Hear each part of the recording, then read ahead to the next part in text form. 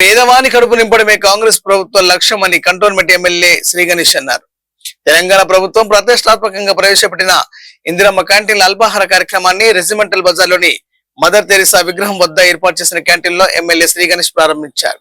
ఈ సందర్భంగా ఆయన మాట్లాడుతూ పేద మధ్యతరగతి ప్రజలకు కార్మికులకు 5 రూపాయలకే నాణ్యమైన రుచికరమైన అల్పాహారాన్ని అందించడమే లక్ష్యంగా ప్రభుత్వం ఈ నిర్ణయం తీసుకుందన్నారు.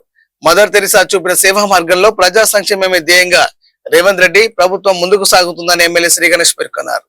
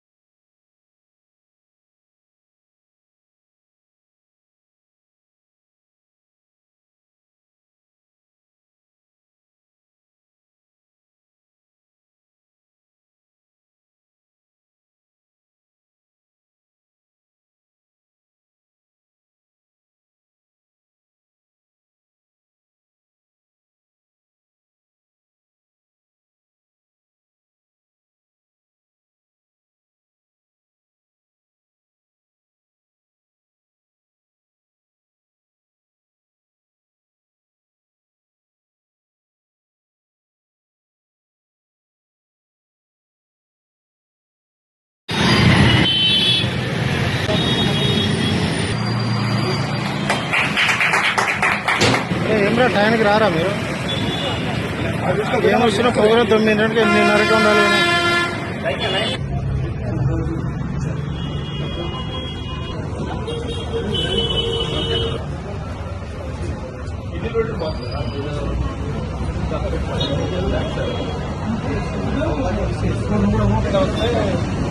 తెలుస్తుంది సార్, దాన్ని బట్టి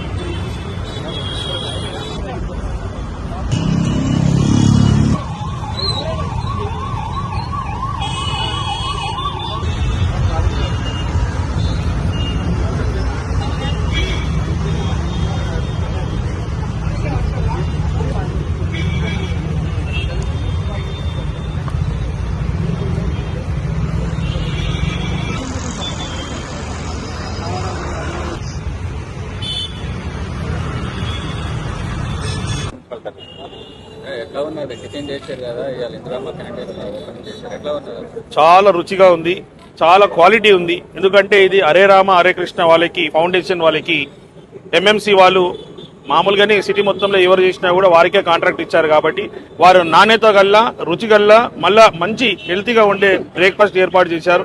ఇందాకనే చెప్పారు కదా డీసీ గారు ఏ విధంగా అయితే గవర్నమెంట్ ఎంఎంసి ద్వారా ఈ యొక్క పథకం ఇంప్లిమెంట్ చేశారు.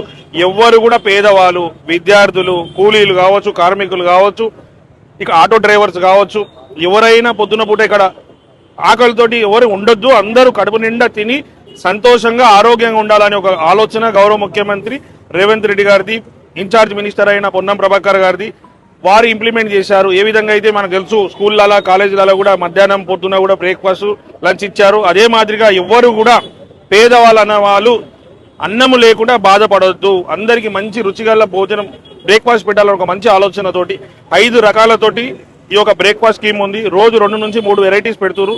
వాళ్ళు 5 రూపాయలే కట్టాల్సింది, మిగతా అన్ని ఎంఎంసీఏ ఈ యొక్క కాస్ట్ ఏమైనా కూడా వాళ్ళు భరిస్తున్నారు. కాబట్టి దీన్ని సద్వినియోగం చేసుకోవాలని ప్రతి ఒక్కరిని కోరుతున్నాను. నేను కూడా ఇక్కడ నేనే కాబట్టి నాతో పాటు అందరూ మా కాంగ్రెస్ నాయకులు అందరూ మళ్ళీ డీసీ వాళ్ళు కూడా ఇక్కడ బ్రేక్ఫాస్ట్ చేశారు. పెద్ద పెద్ద హోటల్స్కి ఏం తక్కువ లేదు, 5 రూపాయలే కదా ఫ్రీగా ఇస్తున్నారు కదా అని తక్కువ రేటుతో ఉందని మాత్రం అనుకోదు. ఎవరైనా కూడా క్వాలిటీ బాగుంది, టేస్ట్ కూడా బాగుంది. కాబట్టి మీ ఎవరైతే ఆకలితో ఉన్నారో ఇది అవసరం పడుతుంది అనుకున్నారో వాళ్ళందరూ ఇక్కడికి వచ్చి టేస్ట్ చేయొచ్చు, తీసుకొని తినొచ్చు.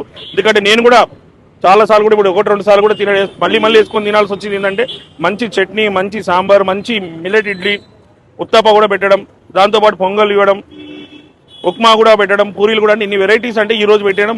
నెక్స్ట్ నుంచి అయితే రోజు నుంచి 2-3 ఐటమ్స్ పెడతారు. కాబట్టి అందరు దీన్ని సద్వినియోగం చేసుకోవాలని కోరుతున్నాను. ఇంకా కంటోన్మెంట్ నియోజకవర్గంలో ఇంకెక్కడైనా పెట్టే అవకాశం ఉందా? లేబర్ ఏరియాలు ఉన్నాయి, జేబీఎస్ ఉన్నది, చాలా ప్రాంతాలు ఉన్నాయి, ఇంకా పెట్టే అవకాశం ఉంది హాస్పిటల్. కంటోన్మెంట్ నియోజకవర్గంలో కూడా ఇది ఏ విధంగా అయితే మౌండా డివిజన్లో ఈరోజు స్టార్ట్ చేశామో అదే మాదిరిగా కూడా కంటోన్మెంట్లో కూడా నేను ఎప్పుడైతే ఈ స్కీమ్ స్టార్ట్ అయ్యిందో అదే రోజు మంత్రి గారిని కమిషనర్ గారిని కలవడం, వారు ఓకే అనడం అయింది. కానీ ఇప్పటికీ మనకు సెంటర్స్ ఇవ్వకపోవడం లేట్ అవుతుంది, డిలే అవుతుంది.